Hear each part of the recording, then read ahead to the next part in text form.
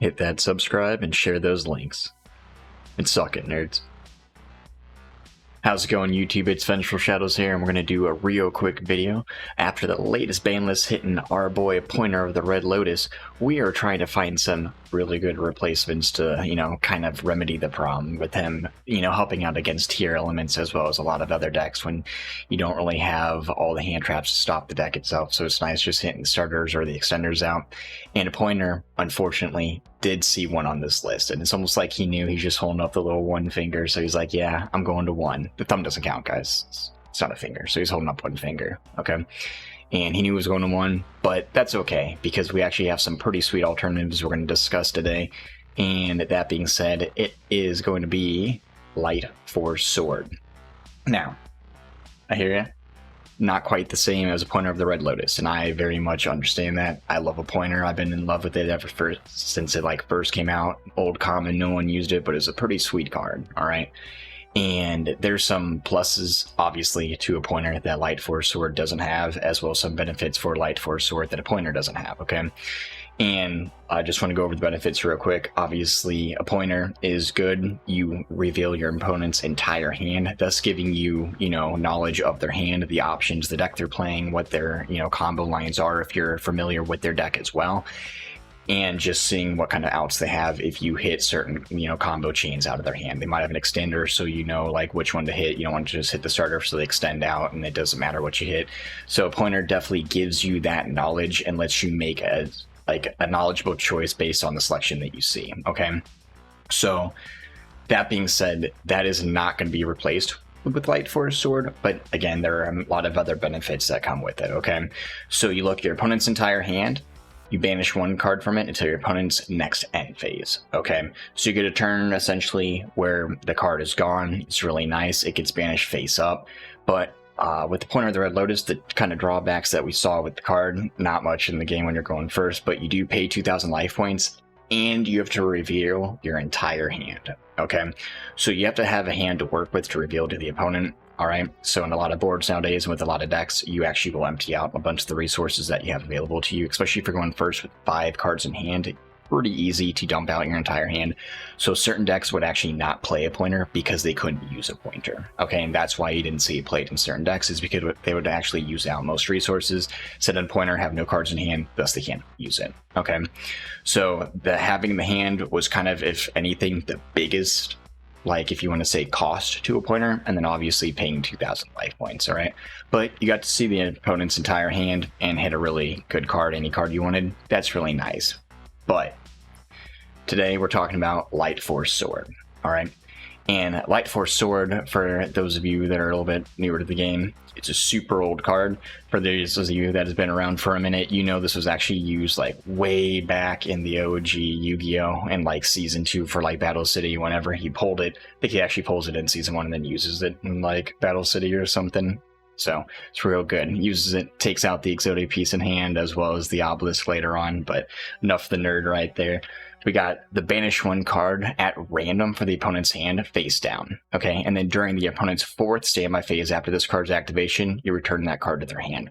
So it's a normal trap. At random, you banish a card from your opponent's hand. So unlike Apointer, it is at random. You don't get a nice look at their hand, and you don't get to make a nice selected pick. But the thing about Lightforce Sword that is really nice is not only does it banish face down, but you have 4 turns of that card being gone, okay? And in modern Yu-Gi-Oh!, that is enough for the game to be over. So Apointer, if you didn't do what the business needed to do within that turn, the card is going back to their hand. With Lightforce Sword, you have more than one turn to do what your deck needs to do, or if your deck's slightly slower, like maybe an Eldritch build, you have enough time to actually build up momentum to crush the opponent while hitting cards out of their hand, all right? Not only that, but it actually banishes a card face down, which we'll kind of talk about a little bit later in the video of why that is actually nice upon not triggering certain monster effect activations. That's obviously really good. If you hit opponents let's say Necroface, even though no one plays it, you're not going to trigger an effect activation to banish 5, okay? Because it goes face down, and we know in now modern Yu-Gi-Oh! Banishing face down is really strong. That's a real effective measure. Now, the thing about Lightforce Sword, why it isn't as effective as the Apointer, as we mentioned earlier, is you don't get to look at the opponent's hand and make a really solid selection and then get card knowledge for free. That's why Apointer is really good. But Lightforce Sword can still be played in an effective way, especially if you already know what the opponent is playing, or if you go first, you set it, they started playing their starter, they keep playing out, and then if you have any interruptions for the starter at all, you can actually, potentially torrential tribute the board, flip a Lightforce Sword, hit the extender out of their hand if you know they're holding on to an extender. You can hit also cards out of their hand, such as hand traps, that's going to be interrupting you during your play or some of your combo lines. And a lot of players that are in kind of like the modern Yu-Gi-Oh! At like the competitive level, you can start reading what your opponent potentially has, or like their, what their deck might be able to extend into, as well as potential outs or side decks that they selected for you. Okay, and a lot of people, especially playing against a mirror match, you almost know kind of what your opponent's playing, not to mention a bunch of cards are constantly being added from deck to hand. And like we said earlier, because of certain decks burning out most of their resources in turn one, or being able to extend fully onto the board, thus making the card in the hand kind of not optimal for a pointer, Lightforce Sword then is almost essential. Like, so you can then start navigating like where your opponent is playing and where they're going to be going, and hit the right card out of the hand with the Lightforce Sword, and then that card's going to stay banished for 4 turns.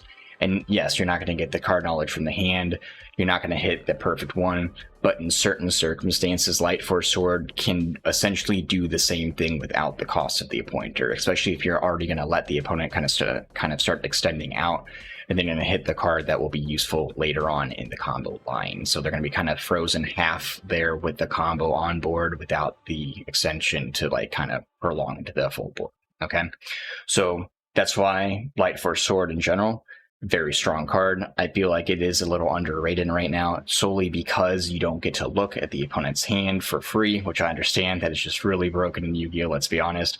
But again, the other effect I would really like to emphasize is that it banishes face down. And that is why I would like to show us today.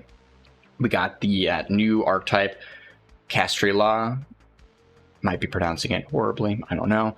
But everyone's been talking about this. It's the new Exceed archetype, kind of going with the Vsauce Starfrost, okay? He's getting his Exceed archetypes now.